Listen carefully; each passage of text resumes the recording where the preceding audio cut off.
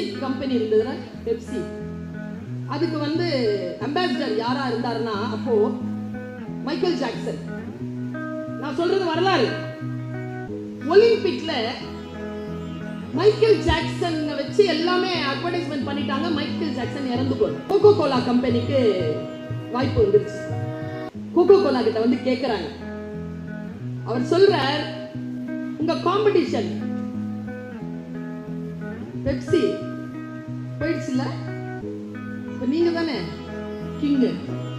அந்த ஆள் பதில் சொன்னாங்க, யார் சொன்னது எனக்கு பெப்சி எனக்கு அகைன்ஸ்ட்? கோகோ கோலா கம்பெனி கேக்குது, பின்ன யார் உங்களுக்கு காம்படிஷன்? பெப்சி எல்லாம் என் காம்படிஷன் இல்ல, என் காம்படிஷன் குடிக்கிற குடிநீர். when you feel thirst think me. தாகமா நீ குடி தண்ணீரை நாடக்கூடாது, நீ கோகோ கோலாவை தான் நாட வேண்டும்.